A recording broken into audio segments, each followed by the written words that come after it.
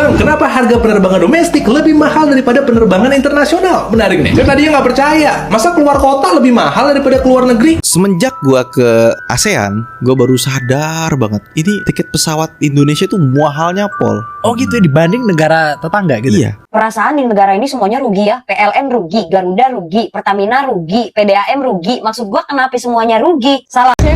Mau ke Aceh rasa luar negeri. Rasa luar negeri. Rasa luar negeri. Bener-bener. Suci. Ke Aceh rasa luar. Jadi teman-teman tahu kan Indonesia ini lagi dalam posisi krisis keuangan loh. Duit kita itu defisit setiap bulan karena lebih besar pasak daripada tiang. Dan bukan cuma itu, kita punya utang jatuh tempo. Sebentar lagi bakal jatuh tempo, nilainya ratusan triliun juga. Banyak orang lebih memilih rute pergi ke negara jiran kita Malaysia berbanding langsung Jakarta to Aceh ataupun Jakarta to Batam karena harganya sangat mahal, lebih murah transit dulu di Singapura ataupun di Malaysia. Assalamualaikum warahmatullahi wabarakatuh. Jumpa lagi para sahabat dan teman-teman dengan Cak Farhan. Gimana kabar-kabarnya? Semoga kalian semuanya sehat-sehat saja. Yang baru bergabung di videonya Cak Farhan, terima kasih banyak-banyak yang sudah setia menonton di channel ini. Saya doakan semoga kalian semua dimurahkan rezekinya, dipanjangkan umurnya, dijauhkan dari malak bahaya oleh Allah Subhanahu wa taala. Amin amin ya rabbal alamin. Oke para sahabat dan teman-teman, di video kali ini Mas Farhan akan nge-reaction beberapa video yang sudah di-tag di TikTok Mas Farhan tentang harga tiket yang ada dekat Indonesia yang harganya termahal para sahabat. Bahkan mau ke Batam harus lewat Singapura baru mendapatkan harga lebih murah. Karena apa para sahabat?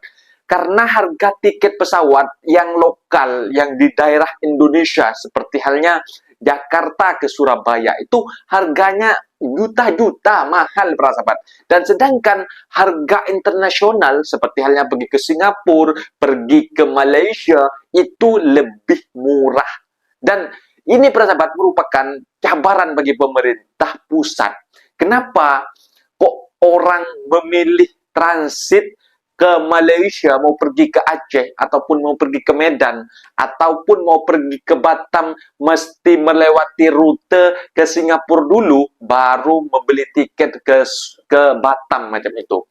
Jadi katanya dekat Indonesia itu rugi para sahabat, bukan hanya jual tiket pesawat yang rugi, padahal gak ngutang kan, orang kan beli, masyarakat itu beli penerbangan tiket itu kan gak ngutang, lalu uangnya kemana? Dan juga listrik para sahabat, listrik katanya juga rugi, bahkan ada menteri dari Indonesia yang dikatakan Bahlil itu para sahabat, mengatakan bahwa akan dinaikkan tarif harga listrik, harga api, karena agar bisa berhemat masyarakat katanya para sahabat. Dan ini kocak banget lah. Kan yang sudah subsidi, yang memang tak semuanya subsidi, yang prabayar, yang di swasta, itu merupakan juga masukan ke negara. Kalau dinaikkan lagi, ayo macam mana jeritan masyarakat? Coba bayangkan. Mau beli harga tiket pesawat pun sudah lalu ke Batam, lalu ke Singapura mau ke Batam, lepas itu mau pergi ke Aceh mau ke Medan, lalu rute Malaysia. Dan para sahabat penasaran kan seperti apa videonya? Kita simak sama-sama apa-apa benda boleh komen dekat bawah. Tetapi jangan lupa bantu sokong channel ini dengan like, comment, share, dan subscribe-nya. Kita langsung ke videonya. Let's go. Bang, kenapa harga penerbangan domestik lebih mahal daripada penerbangan internasional? Menarik nih. Saya tadinya nggak percaya. Masa keluar kota lebih mahal daripada keluar negeri? Makanya saya cek beneran. Kalau sekarang banget saya pengen terbang ke Pontianak, saya harus bayar sekitar sejutaan. Tapi kalau saya pengen ke Singapura, saya cuma perlu bayar sekitar 700 ribuan. Bahkan bisa 500 ribuan kalau pakai maskapai lain. Padahal jarak saya ke Pontianak itu sekitar 801 km. Dan jarak saya ke Singapura itu sekitar 1316 km. Berarti jauhan ke Singapura, tapi lebih murah ke Singapura. Kenapa bisa begini? Saya tanya sama Detik dan Metropedia. Ternyata harga tiket domestik lebih mahal karena di Indonesia ada yang namanya tarif batas atas dan tarif batas bawah. Jadi harga paling murahnya udah diatur. Semua penerbangan di Indonesia harus ngikutin aturan ini. Tujuannya supaya nggak ada perang tarif yang bisa bikin maskapai rugi. Ini bisa kamu baca di keputusan Menhub nomor 106 tahun 2019. Nah, kalau penerbangan luar negeri nggak ada aturan kayak begini. Makanya mau pasang harga berapa juga boleh. Ditambah lagi rute dan jumlah armada buat penerbangan domestik itu terbatas. Lebih dikit makanya lebih mahal. mahal. Udah gitu, penerbangan domestik kena potongan PPN, internasional enggak. Makanya domestik lebih mahal. Kalau menurut lo gimana? Saya mau denger pendapat kamu. Semenjak gua ke ASEAN, gua baru sadar banget. Ini tiket pesawat Indonesia tuh mahalnya pol. Oh gitu ya, dibanding negara tetangga gitu. Iya. Lu cek penerbangan, misalkan nih, sekarang lu cek penerbangan Kuala Lumpur ke kota Kinabalu deh. Oke. Itu kan sekitar 2 jam 30 menit, 2 jam 40 menit. Kinabalu di mana, sorry? Di Sarawak, kota Kinabalu. Oh, oke. Ya, ini Kalimantan Utara ya, ke Ah. atas lagi tuh. Oke. Dekat Gunung Kinabalu itu harga tiket paling 600.000, 1,3 juta. Dengan jarak yang sama lu coba cek 600.000. penerbangan Jakarta ke Aceh, 2 juta lebih. Ya sama-sama direct, penerbangannya juga sama-sama 2 jam 40 menit. Sekarang mahal. Udah Pol. 10 juta katanya, Bang. Penumpangnya sedikit enggak? Gimana mau banyak orang harganya mahal? Masuk akal. Lu bayangin Hatyai ke Bangkok berapa harganya? Murah, murah. Beratusan ribu doang, Iya. ya Allah. Atau ekstrim lagi deh, kita ambil Singapura ke deh. Bangkok. Antar negara. Gua waktu itu mau ke Kuala Lumpur dari Jogja yang Oke, baru, oke. New York NYIA. Itu rata-rata ke Kuala Lumpur itu bukan pengen ke Kuala Lumpur. Ada Cari yang mau ke murah. Medan lah, ada yang mau bener. ke Aceh Buat lah, bener. ada Transit yang mau doang ke ya? Padang lah. Lebih murah. Gila, mahal banget. Saya nih berlima sama anak saya. Satu orang itu hematnya hampir 1 juta dibanding saya beli ke yang pakai transit ke Soekarno Hatta dari Jogja. Oh gitu ya. Gua itu kalau jalan-jalan keliling Indonesia, gua ke perkampungan atau kota-kota yang kecil ya, gua biasain belanja. Untuk ngebantu ekonomi sekitar gitu. Karena biar duit dari kita kan bawa duit dari Jakarta, Ah. biar muter di situ. Oh. Gua misalkan ke daerah terpencil gitu ya, yang agak jauh, ada warung nih. Beli. Gua suruh anak-anak kantor beli belanja apa kek. Iya. Udah beli makanan-makanan ringan buat bagi-bagiin ke anak-anak. Iya. Ya kan? Karena biar duit yang gue dari Jakarta ini Hah? masuk ke sana. Oh iya. Nah, lu betul. bayangin kalau tiketnya murah, orang mau traveling gampang murah. Woi, Berapa menyenangkan. banyak uang dari Wah, Jakarta ini benar. nyebar ke Luar sana? biasa. Luar biasa sekali. Jangan lupa coblos. Ekonominya hidup, Bang. Baru Benar. Hanif. Luar biasa. Iya. Betul, masuk akal. Itu Iya, loh. iya, iya. Sekarang kalau tiketnya mahal, siapa yang mau memajukan daerah? Nah, Indonesia nggak cuma Jakarta, bos.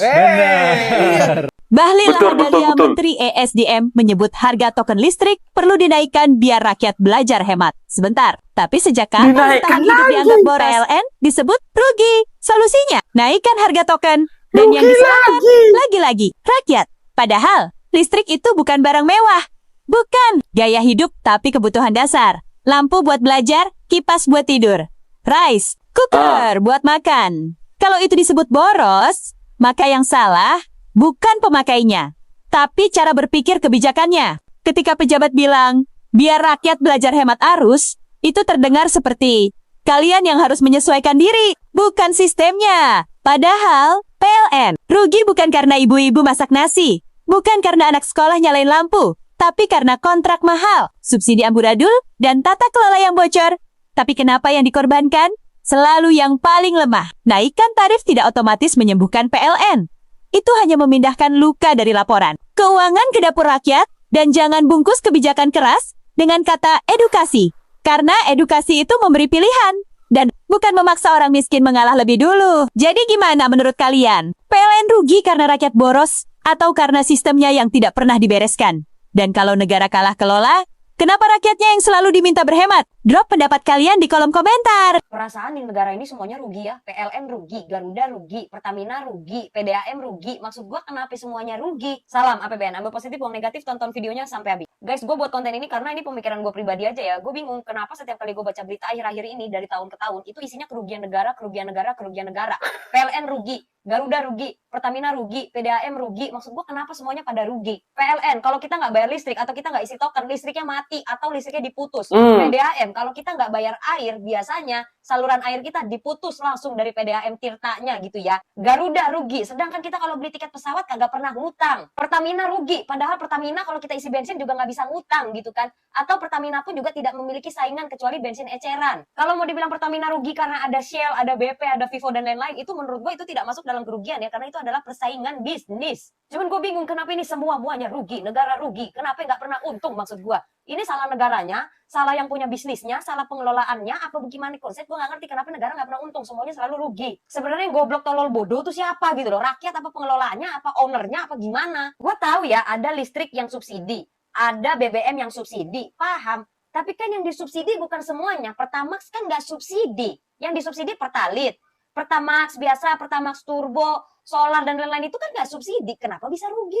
Terus listrik. Kalau misalkan rugi, kenapa waktu itu kita dikasih bonus, bukan bonus, kita waktu itu dikasih diskon 50% listrik. Katanya rugi, kenapa kita dikasih 50% diskon? Garuda katanya juga rugi, padahal kalau beli tiket pesawat juga kagak pernah ngutang. Sekalipun beli tiket pesawat pakai kartu kredit, setahu gua, itu jadinya kartu kredit kita yang bayarin ke pihak Garudanya, habis itu kita yang nyicil ke banknya kan. Kenapa jadi Garudanya yang rugi? Kalau ngomongin masalah karena minyak bumi naik, karena minyak ini naik, terus Pertaminanya keburu nggak naikin harga atau keburu afternya harganya naik tapi keburu Garudanya nggak naikin harga dan segala macam. Tapi sebenarnya kalau dipikir-pikir tuh nggak juga. Kalau misalkan harga minyak buminya naik, BBM kita pasti naik ya kan. Selalu banyak berita BBM naik, BBM naik.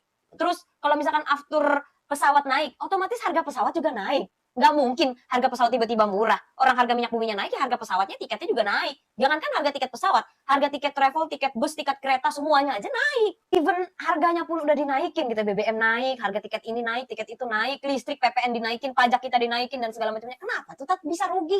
Kenapa tetap rugi? Kagak ada untung-untungnya. Ya, maksud gua itu lo perhitungan secara bisnisnya tuh gimana gitu loh. Sedangkan masyarakat itu nggak pernah ngutang perihal-perihal itu, tapi kenapa semuanya rugi? Perhitungannya gimana gitu? Itu rugi gara-gara subsidi? Apa rugi gara-gara korupsi? Duitnya nggak dibalikin?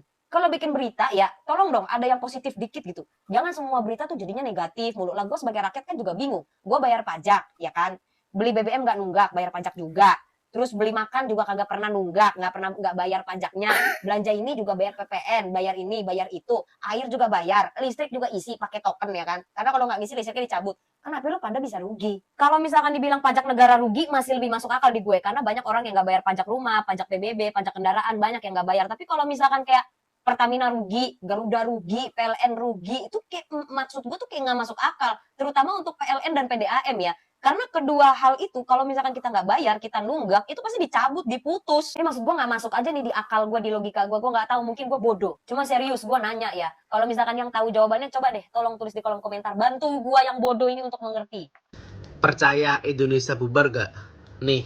Saya sudah sampai kepada kesimpulan bahwa sebenarnya Dosen praktisi politik untuk Indonesia bubar itu, UI Indonesia sudah untuk Indonesia memenuhi syarat untuk bubar katanya. Saya kira sampai sekarang kita tidak Betul. percaya lagi dengan pemerintah. Pemerintah kehilangan kepercayaan. Dia berpidato di mana-mana, apapun dilakukan itu, masyarakat sudah tidak percaya itu. Dan Kehilangan coba, kepercayaan. kalau kita analogikan negara itu keluarga itu tetap utuh meskipun dia miskin, Pak. Ya, tapi kalau sudah tidak ada lagi kepercayaan, keluarga itu bubar. Bisa bayangkan jumlah orang terdidik yang menganggur sangat tinggi di Indonesia itu. Ya. Sementara kita selalu mengatakan sumber daya kita lemah. Saya kira semua ahli sudah ada di Indonesia kok, cuma tidak dimanfaatkan, ya, dan tidak digunakan, tidak dimaksimalkan. Jadi sumber daya manusia di Indonesia seharusnya mengelola sumber daya alam, dan sumber daya alam itu diubah menjadi sumber daya buatan, kemudian didistribusikan, dialokasikan kepada rakyat seluruh Indonesia untuk makmur, untuk sejahtera, itu tidak ada. Saya yakin. Memang betul. Sekarang ini daerah sedang berpikir untuk memisahkan diri dari Indonesia, Pak. Di mana-mana terjadi pembelahan itu anak bangsa itu. Jadi 7 kapabilitas itu adalah prasyarat untuk Indonesia bubar. Nah, karena itu saya berharap kepada pemerintah sekarang. Nah, apa salah satu itu materi saya itu perbaiki komunikasi politiknya. Jadi komunikasi politik itu dalam peristiwa politik bukan salam-salaman antara aktor politik, Pak. Lebih baik Anda bermusuhan kalau untuk kebaikan. Tapi kalau Anda bersekongkol, Anda berkomplot, wah itu sangat berbahaya kan. Anda salam-salaman, Anda rangkul-rangkulan, tapi ya berkomplot. Nah itu yang berbahaya itu. Jadi teman-teman tahu kan Indonesia ini lagi dalam posisi krisis keuangan loh. Duit kita itu defisit setiap bulan karena lebih besar pasak daripada tiang. Dan bukan cuma itu, kita punya Belik sendiri pun mengatakan. Ntar lagi bakal jatuh tempo nilainya Utang ratusan triliun jatuh juga. tempo. Kita juga kekurangan duit. Terus gimana dong solusinya? Nah kemarin tuh ada meeting para petinggi negara, kabarnya Indonesia mau bikin judi kasino dibuka di Indonesia. Ya salah satu harapannya sih supaya bisa meningkatkan setoran ke negara. Bahkan ada salah satu anggota DPR yang mencontohkan Arab aja buka kasino, kenapa kita nggak buka kasino? Wih, ajaib banget nih. penasaran nggak? Gimana sih sebetulnya meeting anggota DPR itu membahas tentang ide bisnis kasino di Indonesia? Cek deh videonya.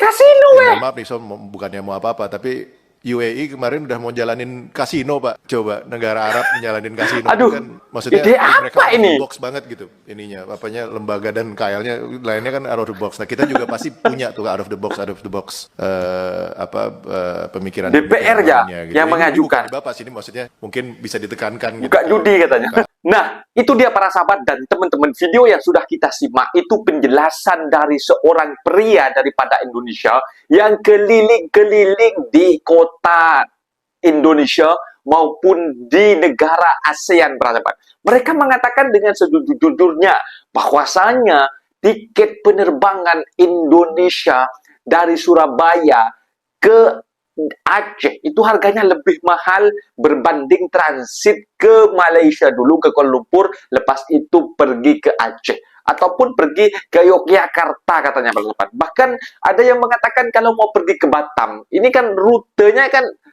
negara Indonesia, sekawasan Indonesia macam itu. Jadi Batam itu berdampingan, bertetangga dengan Singapura, dengan Malaysia. Tetapi sangat dekatlah dengan Singapura macam itu, para sahabat. Dan juga sangat dekat juga dengan Malaysia. Katanya orang lebih memilih pergi ambil rute pergi ke Singapura dulu, baru pergi ke Batam. Dan boleh jimat uang sampai 1 juta. Kalau 5 kepala, dah 5 juta, para sahabat. Bahkan ini Indonesia yang selalu dikatakan rugi bahwasanya elektrik, api, bil ini. Padahal kalau masyarakat tidak bayar, itu akan diputus, para sahabat. Itu PLN itu ya, apa meterannya itu, kalau pakai token pun mereka akan mati otomatis. Masyarakat wajib untuk membayarnya. Tetapi kenapa kok rugi gitu? Bahkan Garuda ini, para sahabat, memang rugi katanya, para sahabat. Rugi, memang gak ada untungnya. Memang apa ya? Ini mesti ada kejanggalan dalam pikiran kita lah. Coba pikirkan seksama, para sahabat. Kan memang ada kejanggalan kan. Kok iya masa rugi? Padahal kan masyarakat kan nggak ngutang macam itu. Kalau seperti halnya pajak, mungkin orang nggak bayar macam itu. Pajak kereta, pajak mutu dimatikan macam pajak tanah. Itu masuk akal juga kalau rugi lah. Tapi kalau macam BBM rugi, aduh, akulah gak tahulah dengan Indonesia. Bahkan si Benik mengatakan, para sahabat, si Benik sendiri mengatakan, Indonesia memberikan solusi DPR-nya. Katanya, Uni Emirat Arab sudah ingin memperbolehkan buka judi dekat sana. Kenapa kita gak mau mencoba? Ini bukan solusi loh. Ini bukan solusi. Nanti malah masyarakatnya gak bisa nyeimbangin. Jangan tiru dengan yang ada dekat Malaysia, yang dekat Genting Highland itu, para sahabat. Di sana orang Islam memang dilarang masuk. Kalau dekat Indonesia, parah pokoknya. Kalau sampai ada. Mungkin videonya sampai di sini, para sahabat dan teman-teman. Apabila ada kata benda yang silap, masalah minta maaf sebesar-besarnya. Mohon dibenarkan di kolom komentar. Untuk diri. Assalamualaikum warahmatullahi wabarakatuh.